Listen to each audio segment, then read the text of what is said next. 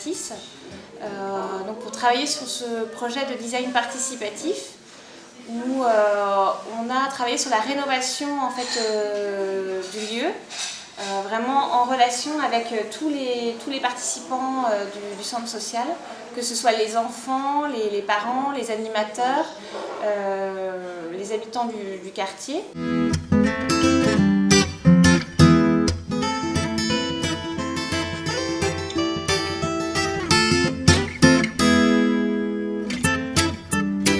Pour moi, le design, c'est moderne. C'est le renouveau, c'est changer un espace pour qu'il soit plus agréable pour vivre. Tout ce qui est mobilier, c'est le nouveau. Des installations bizarres qu'on n'a pas trop l'habitude de voir. Le design pour moi c'est inaccessible. Des choses qui sont belles pour certaines, pas belles pour d'autres. Des stylés, beaux, originales. Des choses, originales et pas vues. On ne sait pas trop où on va, mais on a souvent de bonnes surprises. La Cité du Design est partenaire, on va dire, depuis le début sur le projet. Elle a accompagné le centre Henri Matisse à monter son projet, à développer les bons axes de travail et à sensibiliser ses équipes sur la question du design. C'est vrai qu'au début, les gens sont toujours un peu sceptiques et puis il y a beaucoup d'a priori. C'est parfois une discipline qui fait peur, le mot design. Donc en fait, il faut mettre à l'aise le public sur cette question-là et leur dire voilà, ça fait partie de notre quotidien, on n'en a pas forcément conscience, mais que chacun, une fois qu'on a ouvert en fait, qu'on s'est ouvert sur la question, chacun, on peut questionner le design.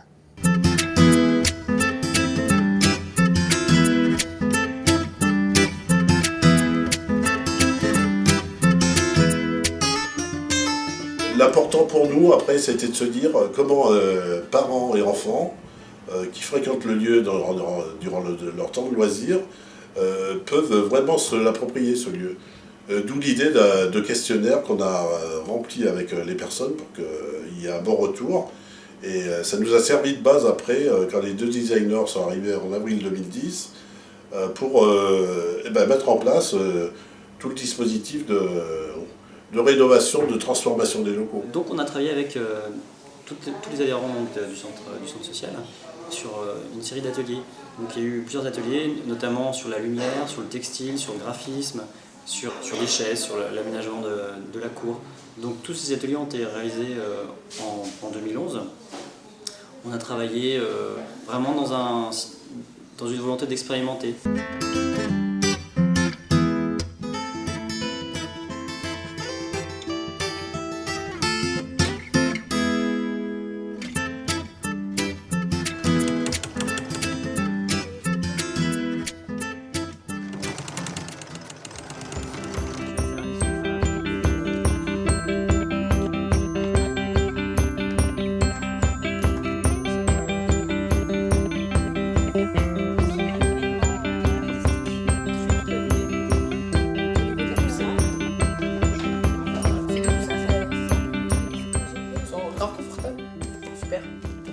Ces ateliers en fait sont venus étaient en phase avec le projet de l'accueil de loisirs où on propose une programmation vraiment pluridisciplinaire dans plein de domaines, mais notamment on a un gros travail sur la découverte et sur l'ouverture et l'éveil culturel, ce qui fait que ça a permis auprès aux ados de découvrir des nouveaux lieux, notamment la Cité du Design, de nouvelles techniques lors des ateliers, d'arriver à produire des objets finis, ça aussi c'est important.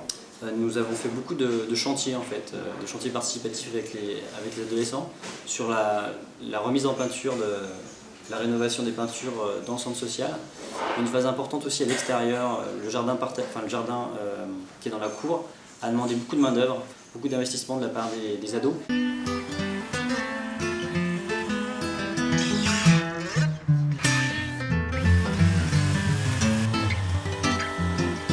On va mettre des arbustes, des moyens, et ensuite avec les années ça va pousser et ça va faire comme une barrière. Sauf au lieu que ça soit des barrières comme ça sera des arbres. Ça fait mieux.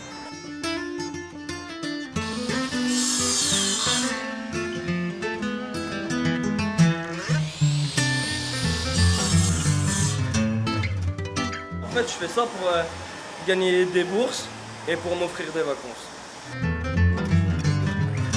les jeunes, les grands, les plus de 14, les 14-20 ans étaient associés à tous les travaux qui ont été réalisés là. Il y a eu des murs détruits dans le centre, des gravats, donc là, avec les plus costauds, on a même fait de l'évacuation de gravats. Du coup, les jeunes sont impliqués dans l'amélioration de leur cadre de vie. Et en plus, ils ont une petite bourse qui leur permet aussi de financer d'autres projets. De manière un peu plus régulière et professionnelle, on a travaillé avec l'IME La Croisée, donc qui vient avec des jeunes faire l'entretien du jardin, enfin, la partie un peu plus technique. Et les enfants, eux, sont plus amenés à planter des salades, découvrir un petit peu la vie un mini jardinier. On a proposé aux petits d'aller planter et de leur apprendre. Et parce qu'ils n'avaient jamais appris. Moi, ce qui m'a plu, c'est de leur apprendre le jardinage, l'espace vert. Alors pour la scène informatique, la première demande que j'ai eue, c'est qu'on avait des grandes tables qui faisaient que les gens ils étaient complètement collés les uns aux autres, sans espace entre les deux, et les tours étaient sur les bureaux. Ce qui faisait que ça faisait quelque chose de très chargé, et en plus avec l'inconvénient de la chaleur des tours. Ensuite, moi j'avais demandé qu'on ait sur le bureau quelque chose de très minimaliste, voilà, où il y a l'outil informatique, qui va donc du clavier, la souris, l'écran et le casque. On voulait quelque chose qui soit très fonctionnel. Moi je trouve ça très bien, ces tables. Il n'y a plus besoin de tapis de souris, la souris marche très bien. C'est plus spacieux, c'est plus agréable.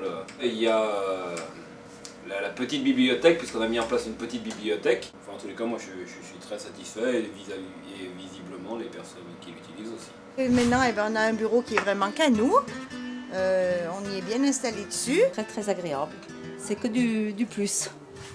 Donc ce qu'il faut dire, c'est que le projet peut avoir lieu aussi grâce à un soutien sans faille, je dirais, de beaucoup de financeurs.